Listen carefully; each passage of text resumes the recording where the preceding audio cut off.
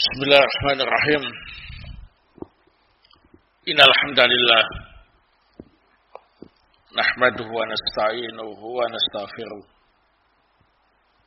wa na'udzu billahi min shururi anfusina wa bis sayyiati a'malina may yahdihillahu fala mudhillalah wa may yudlil fala hadiyalah.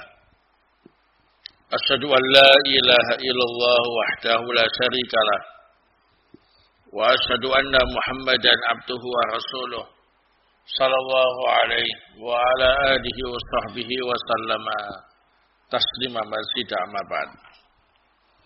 Ikhwana fillah azakumullah, kita lanjutkan kembali kajian Riyadhus Shalihin min kalami Sayyidil Mursalin karya Imam An-Nawawi rahimahullah. Malam ini akan kita pelajari hadis yang ke-521. Qala rahimahullah wa an Anasin radhiyallahu anhu qala. Dari sahabat Anas, semoga Allah Ta'ala meridhoinya, beliau pernah bercerita. Qal Abu Talhah li Ummi Sulaim. Abu Talhah pernah berkata kepada istrinya yang bernama Ummu Sulaim. Qad sami'tu sauta Rasulillah sallallahu alaihi wasallam dha'ifan a'rifu fihi al-ju'.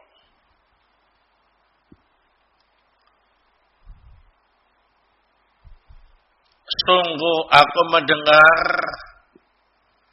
suara Rasul sallallahu alaihi wasallam sangat lemah.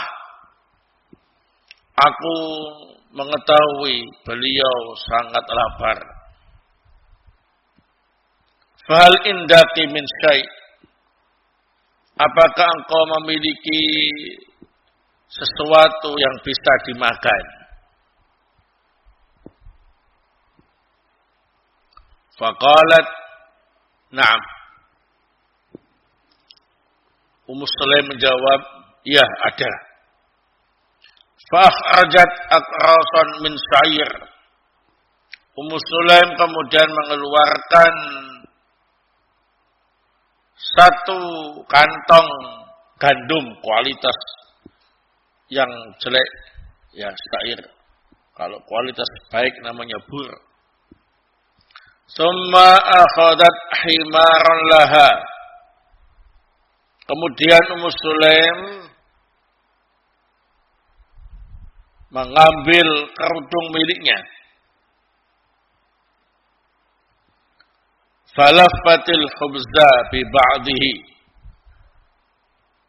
Kemudian menutup roti dengan sebagian kerudungnya.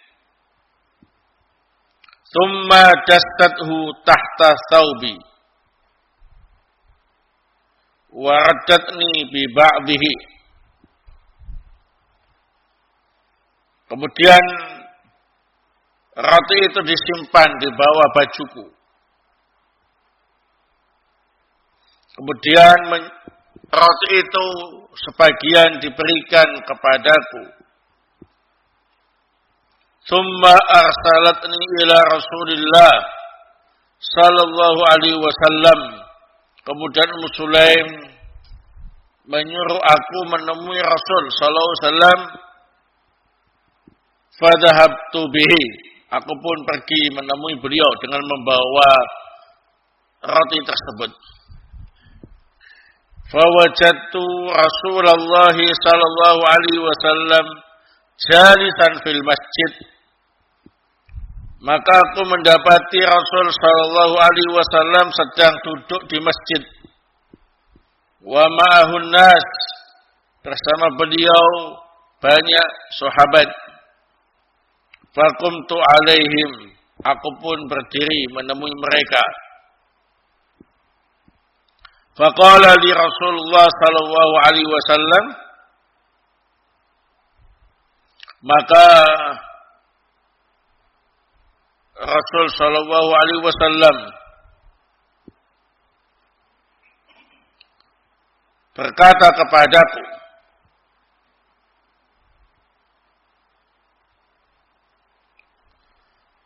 arsalaka Abu Talha, apakah Abu Talha mengutusmu dengan sesuatu? Fakultu na'am, maka aku menjawab iya. Faqala,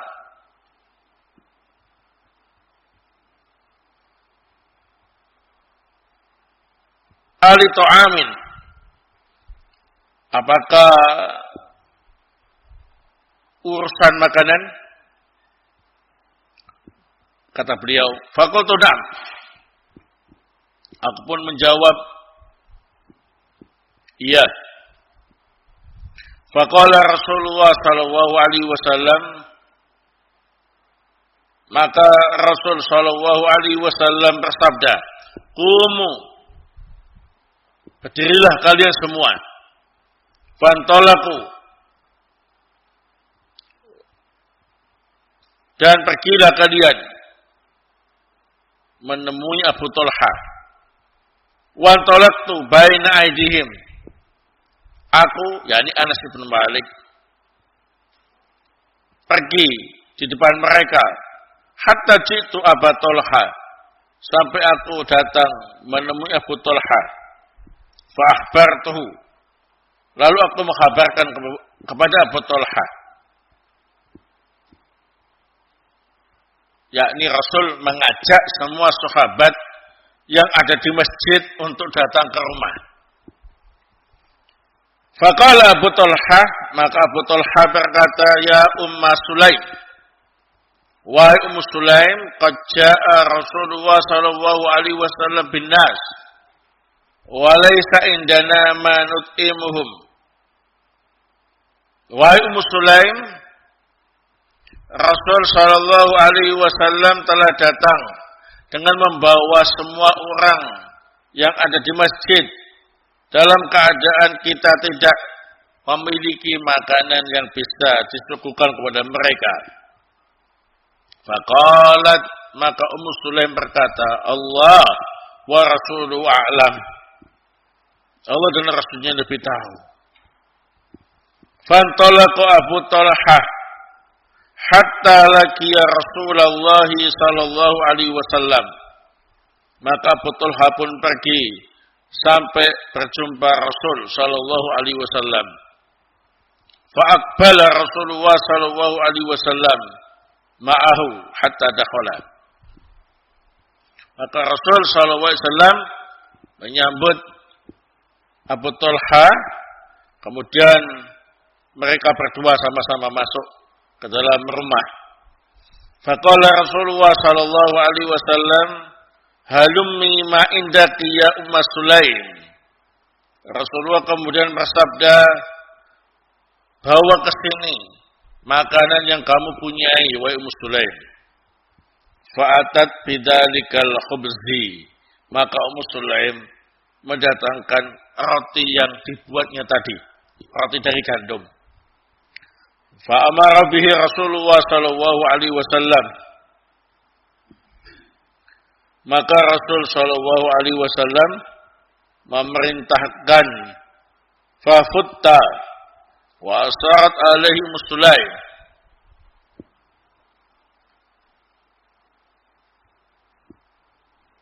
Naam.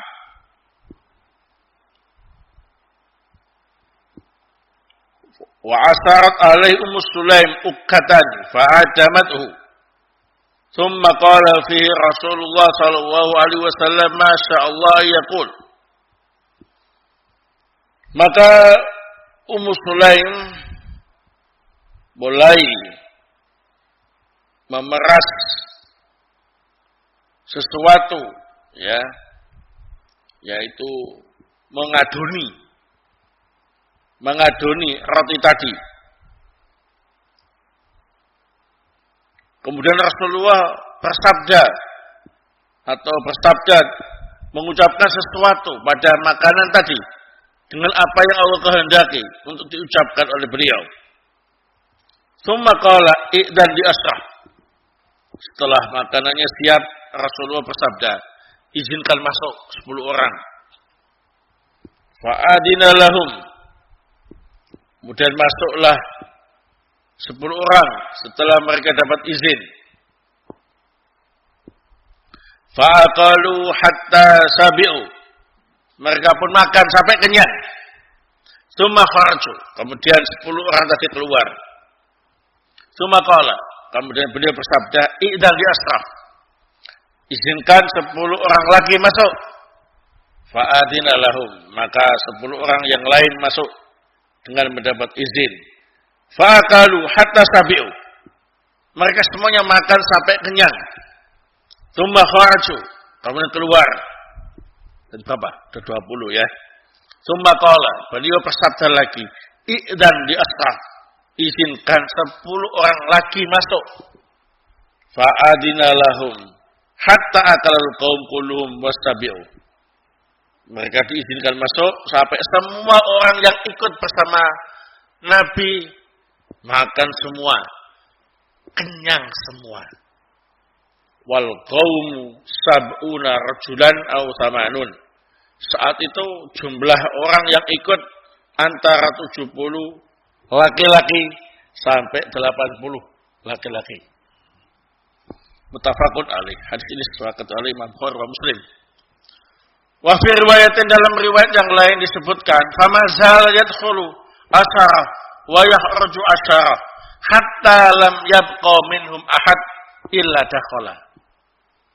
Disebutkan dalam riwayat yang lain 10 masuk kemudian keluar. Begitu seterusnya sampai tidak tersisa seorang pun. Fa'akala hatta sabi'a, bisa makan sampai kenyang. Tsumma hayya'aha fa idza hiya mithluha hina akalu minha. Kemudian setelah itu makanan tadi diserahkan kepada Ummu Sulaim. Ternyata makanannya masih utuh seperti semula, padahal semuanya sudah makan dari makanan itu. Wa fi riwayatin, dalam riwayat yang lain disebutkan, fa'akalu asyaratan hatta fa'ala dzalika basamanina rajulan. Dalam riwayat yang lain mereka makannya itu 10 ya, 10 masuk keluar, makan lagi 10 sampai 80 orang. Tsumma akala nabiyyu sallallahu alaihi wasallam pada dalik wa ahlul bait wa taraku su'ra. Sampai Nabi bisa makan, termasuk penghuni rumahnya, yakni Abu Talhah, keluarga ikut makan dan masih meninggalkan sisa yang banyak. Wa fi riwayatin qad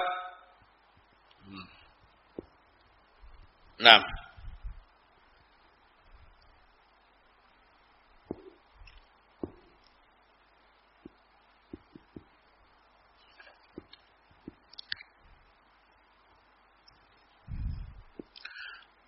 wa fi riwayatin thumma afdalu ma balahu jiranahum. Dalam riwayat yang lain sisanya masih cukup untuk dibagi ke tetangga-tetangga. Wa fi riwayatin an Anas, dalam riwayat yang lain juga dari Anas, qala, beliau bercerita, jitu Rasulullah sallallahu alaihi wasallam yauman. Suatu hari aku mendatangi Rasul sallallahu alaihi wasallam, fawajadtuhu jalisan ma ashabihi. Aku menjumpai beliau sedang duduk bersama dengan para sahabat. Wa qad asaba batnahu bi istabah. Dalam keadaan perutnya Nabi diikat dengan tali. Faqultu li ba'di ashabi lima asaba Rasulullah sallallahu alaihi wasallam batnahu faqalu minal ju'. Aku bertanya kepada sebagian sahabat, mengapa Rasul sallallahu alaihi wasallam mengikat perutnya dengan tali? Mereka menjawab, kelaparan. Fadhahabtu ila Abi Talhah. Aku pergi menemui Abu Talhah, wa huwa zawju Ummu Sulaim binti Milhan. Abu Talhah ini suami dari Ummu Sulaim binti Milhan. Faqultu ya abatah, maka aku berkata, Pak, qad ra'aitu Rasulullah sallallahu alaihi wasallam asaba batnahu bi isabah. Fasa'altu ba'da ashabih faqalu minal ju'. Pak, aku tadi lihat Rasul sallallahu alaihi wasallam mengikat perutnya dengan tali. Lalu aku bertanya kepada sebagian sahabat, mereka semuanya menjawab karena kelaparan. Fadakhala Abu Talha ala ummi faqala hal min syai', maka Abu Talha masuk menemui ibuku dan berkata, apakah ada sedikit makanan? Qalat na'am indi kisarun min khubzin wa tamarat. Ada, saya punya beberapa potong roti dan beberapa butir kurma. Fa in ja'ana Rasulullah sallallahu alaihi wasallam wahdahu asba'nahu. Kalau yang datang ke sini hanya Rasulullah saja, kita masih bisa membuat beliau kenyang. Wa in ja'a kharma'ahu qalla anhum wa dzakara tamamal hadis. Tapi kalau ada yang lain yang datang bersama beliau, maka kemungkinan kecil ya bisa mengenyangkan mereka. Kemudian menyebut hadis yang tadi dengan sempurna. Barakallahu. Sebelumnya hadis yang ke-520 diceritakan tentang keadaan Rasul dan para sahabat ketika perang Khandaq. Ya. Ketika itu Rasul dan para sahabat kelaparan. Nah, kemudian beliau dengan izin Allah Subhanahu wa taala menampilkan mukjizatnya, yakni perbanyak makanan yang sedikit sehingga para sahabat saat itu bisa makan dengan kenyang, bahkan masih sisa. Adapun dalam riwayat ini, hadis yang ke-521, ini ada kemungkinan kesempatan yang lain karena perang Khandaq beberapa hari. Nah, sehingga kasusnya berbeda tapi latar belakangnya sama. Kondisi Rasul dan para sahabat sedang apa ini? Kelaparan karena mereka tidak bisa keluar dari kota Madinah. Dikepung oleh pasukan Al-Hasan. Namun yang menyediakan makanan untuk kasus ini adalah Abu Talha dan Ummu Sulaim. Nah, orang tua Anas ibnu Malik radhiyallahu taala. Saat itu Rasul sedang duduk di masjid bersama para sahabat. Anas melihat Rasulullah mengikat perutnya dengan tali. Pemandangan yang cukup aneh yang tidak pernah dilihat sebelumnya. Maka untuk memastikan sedang apa beliau kok sampai perutnya diikat dengan apa ini? Tali. Maka Anas bertanya kepada sebagian sahabat yang bersama Nabi. Ternyata semuanya mengatakan kalau Rasul sedang lapar. Sehingga perutnya diikat dengan apa ini? Tali. Spontanitas, Anas kemudian pergi ke rumahnya, melaporkan apa yang beliau lihat kepada kedua orang tuanya. Nah, saat itu orang tua Anas ibnu Malik hanya memiliki beberapa potong roti dan beberapa butir kurma. Kalau yang makan cuma Rasul bisa kenyang. Tapi kalau ada yang lain yang ikut, ini permasalahannya, ya. Stoknya cuma sedikit. Ternyata yang datang bersama Rasul itu adalah 70 sampai 80 apa ini? Sahabat. Semuanya dalam kondisi kelaparan. Nah, maka Abu Talha kebingungan. Tapi lain dengan Ummu Sulaim. Sulaim pasrah saja. Allah dan Rasulnya yang lebih tahu, ya. Nah, ketika Rasul tanya mana makanannya, nah beliau seperti membaca sesuatu di depan makanan itu, ya. Kemudian beliaulah yang ngatur cara makannya. 10 orang masuk, makan, keluar. 10 lagi masuk, makan sampai kenyang, keluar. Sampai 80 orang semuanya masuk dan telah makan dengan kenyang. Setelah itu baru Rasul dan penghuni rumah makan. Ternyata masih banyak sisa. Dibagi-bagikan ke tetangga-tetangga yang lain. Masya Allah, barakallahu fikum. Maka dalam hadis ini kita bisa mengambil beberapa faedah. Yang pertama, ini sama dengan faedah hadis sebelumnya, yakni menunjukkan mukjizat Rasul Shallallahu Alaihi Wasallam. Beliau bisa memperbanyak makanan sedikit, ya. Jadi sedikit bisa diperbanyak dengan izin Allah Subhanahu Wa Taala. Nah, makanannya sama, ya. Nah, yang luar biasa itu. Di roti sama kurma. Makan nggak habis-habis, ya. Ya, sama seperti itu, roti sama kurma. Tidak kemudian mendatangkan makanan yang lain. Nah, ya. Yang luar biasa itu kan jenis makanannya sama, ya. Tapi bisa dimakan oleh banyak orang. Nah, padahal jumlahnya sedikit. Barakallahu. Ini mujizat beliau. Nah, kalau kasus sebelumnya anak kambing, ya. Nah, yang ini roti sama kurma. Kemudian faedah yang lain dalam hadis ini terdapat keutamaan keluarga Abu Talhah dan Ummu Sulaim, keluarga Anas ibnu Malik. Mereka ini sudah sangat dekat dengan Rasul Sallallahu Alaihi Wasallam. Karena Anas ibnu Malik, beliau dipercaya untuk membantu keperluan sehari-hari Rasul, ya, membantu Rasul untuk memenuhi kebutuhan sehari-harinya. Nah, ngambil air atau yang lain-lain, ya. Nah, sehingga seperti keluarga sendiri. Keutamaan yang lain dalam hadis ini terdapat kecerdasan akal Ummu Sulaim. Nah, dari sisi mana?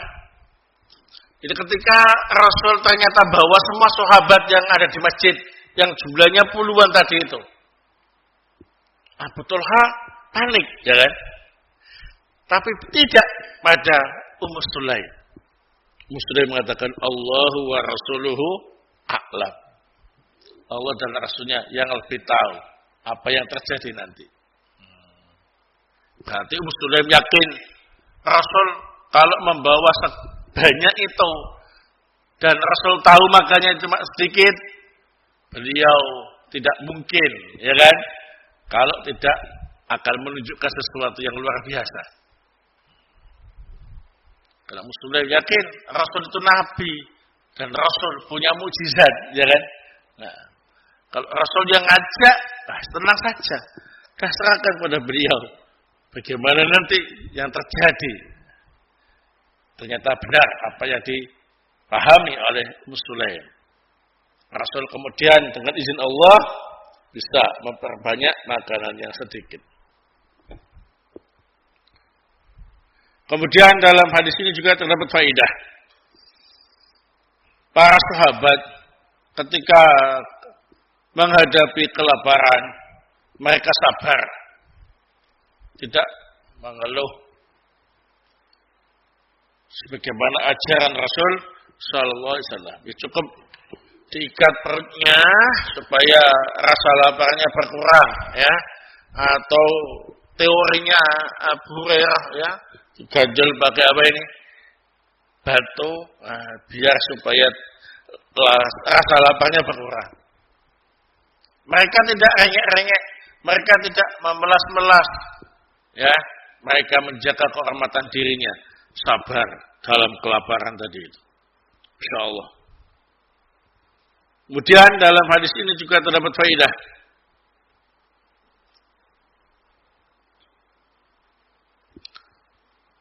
Rata-rata para sahabat itu fuqara wal masakin. Jadi perlu diketahui, rata-rata para sahabat itu fuqara wal masakin. Sedikit dari mereka yang agniya. Nah,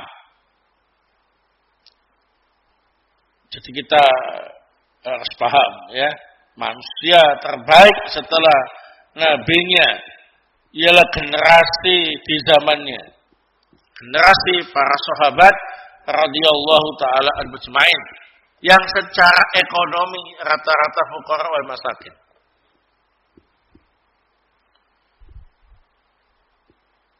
Nah, jadi kekayaan itu bukanlah sesuatu yang membanggakan, kecuali jika digunakan untuk sesuatu yang bermanfaat, baik manfaat akhirat maupun manfaat dunia yang terkait dengan akhirat.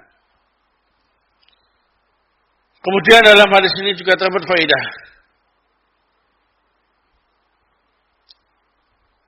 Disunahkan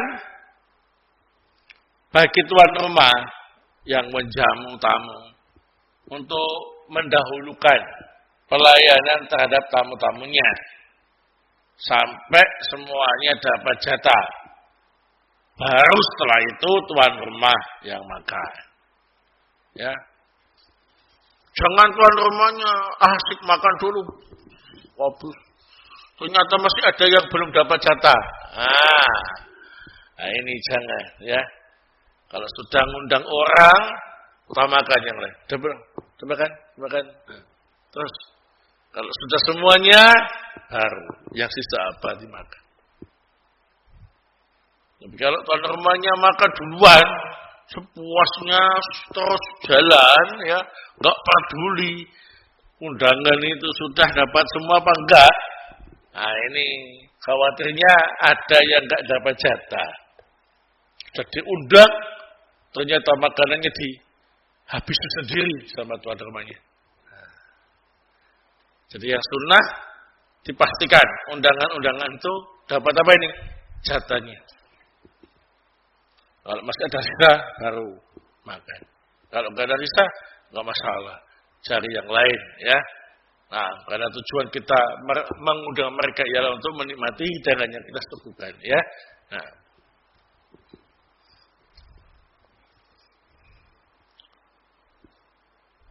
Baik. Kalau ada yang bertanya,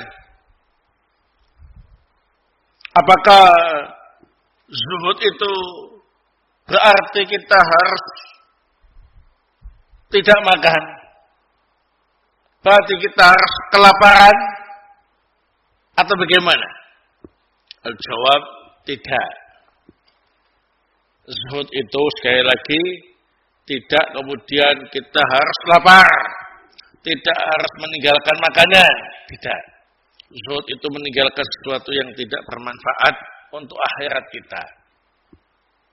Adapun kondisi para sahabat memang kondisi. Kalau kita lihat sejarahnya, ternyata mereka dikepung oleh pasukan Al-Ahzab. Sehingga nggak bisa untuk keluar dari Madinah untuk cari nafkah, cari maisha. Ya. Sehingga stok yang ada di dalam menipis. Mau nggak mau mereka apa ini? Kelaparan. Sehingga harus sabar menghadapi kelaparan tadi. Bukan berarti zuhud itu berlapar ria, ya, bermiskin ria, tidak. Nah, banyak tokoh-tokoh zuhud yang juga kaya, ya. Para sahabat juga ada yang kaya dan mereka juga termasuk tokoh-tokoh zuhud. Nah, barakallahu fikum. Akan tapi memang kebanyakan orang yang zuhud itu adalah orang-orang apa ini? Yang ekonominya pas-pasan.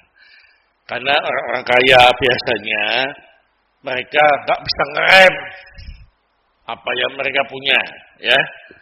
Sehingga kalau makan, minum selalu berlebih-lebihan. Nah, untuk urusan duniawiyah mereka berlebih-lebihan. Mengapa?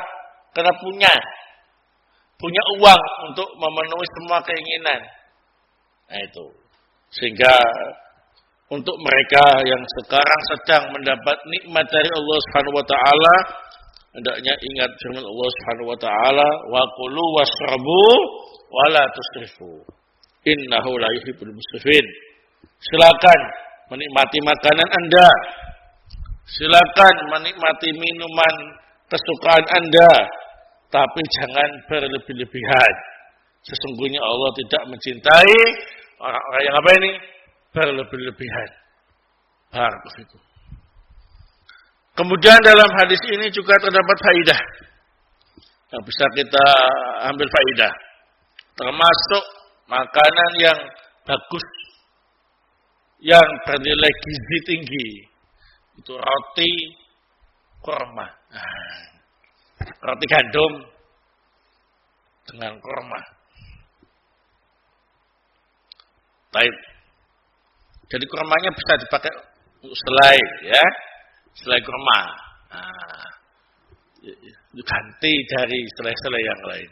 Selai kurma dilapisi roti gandum, wis enak itu, ya. Nah, yang penting cara bikinnya profesional, enak, ya. Dikatakan profesional itu kalau bahannya sederhana tapi menghasilkan rasa yang luar biasa. Kalau yang berani bumbu, nah itu masih belum profesional, ya.